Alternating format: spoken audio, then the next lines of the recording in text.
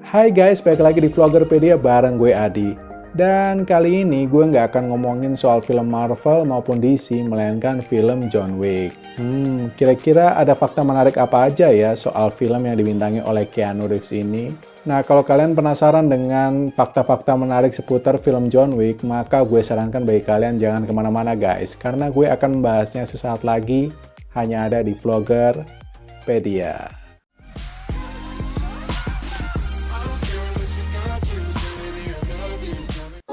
Oke, langsung aja. Jadi fakta pertama tentang film John Wick adalah Keanu Reeves hampir melakukan seluruh adegannya. Beberapa aktor terkenal mungkin akan memilih pemeran pengganti untuk bermain dalam film action guys. Ya ini sih sah-sah aja, soalnya terkadang bermain film action memang penuh dengan resiko. Tapi hal tersebut kayaknya nggak berlaku deh bagi Keanu Reeves, di mana dalam film John Wick, Keanu Reeves melakukan sekitar 90% adegan di dalam film ini. Tercatat, Keanu Reeves hanya menggunakan pemeran pengganti ketika adegan ditabrak mobil dan jatuh dari lantai atas aja guys. Nah, fakta yang kedua adalah tentang makna tato yang mendalam. Kalau kalian melihat salah satu adegan John Wick, terutama ketika dia mandi, kan ada tuh tertulis di punggungnya kalimat yang berbunyi Fortis Fortuna Adiuvat. Nah, arti kalimat tersebut dalam bahasa Indonesia kira-kira begini guys, yaitu keberuntungan hanya milik mereka yang pemberani. Wah, gimana tuh menurut kalian tentang makna dari tato ini? Kira-kira sih kalau menurut gue ada keterkaitan atau ada hubungannya ya dengan karakter si John Wick ini. Yaitu kalian bayangin aja, dia dimusuhin oleh banyak orang dan bahkan dikejar-kejar untuk dibunuh, tapi dia selalu beruntung guys, ya mungkin karena keberaniannya itu. Nah, fakta yang ketiga dalam film John Wick adalah ratusan orang yang terbunuh guys. Nah, pernah nggak sih kalian berpikir kira-kira ada berapa orang yang tewas atau yang dibunuh oleh John Wick dalam filmnya mulai dari seri yang pertama hingga seri yang ketiga? Apakah ada 10, 20, 30, 40? Nah, angka tersebut ternyata kurang banyak guys, karena total yang berhasil dibunuh oleh John Wick dari film yang pertama hingga yang ketiga adalah 124 orang.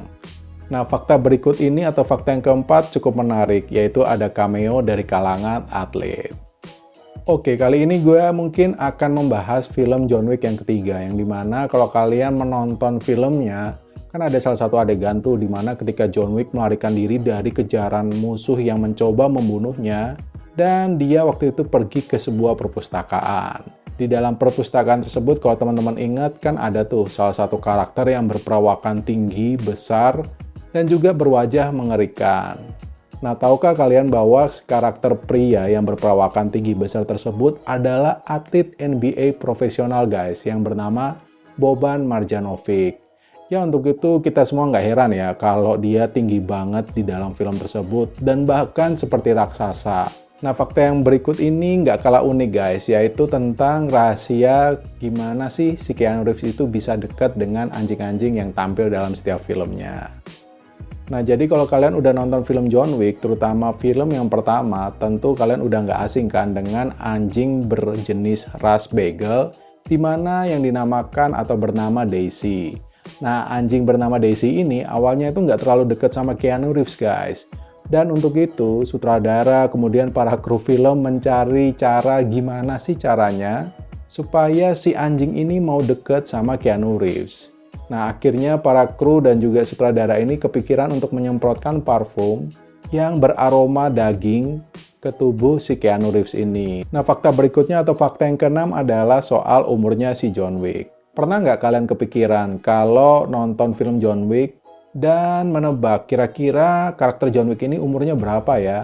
Nah, menurut penuturan sutradaranya yaitu Chad Stahelski, karakter John Wick ini semula diproyeksikan berusia tua, yaitu sekitar 60 tahunan gitu guys. Tapi setelah karakter ini diperankan oleh Keanu Reeves yang di kamera kelihatan nggak terlalu tua-tua banget, Akhirnya karakter John Wick ini berubah menjadi karakter yang lebih matang secara usia dan berpengalaman. Nah, fakta terakhir ini mungkin juga berbau konspirasi sih sebenarnya, atau teori yang beredar di kalangan penggemar John Wick, yaitu mengenai latar belakang dari karakter John Wick ini sendiri. Ya mungkin kalau kalian udah nonton filmnya yang ketiga, sedikit banyak udah mulai terungkap kan bahwa ternyata John Wick memiliki masa lalu sebagai seorang anak yang dididik oleh sindikat mafia Rusia. Dan anak-anak ini nantinya akan dididik menjadi seorang mesin pembunuh di masa depan nanti.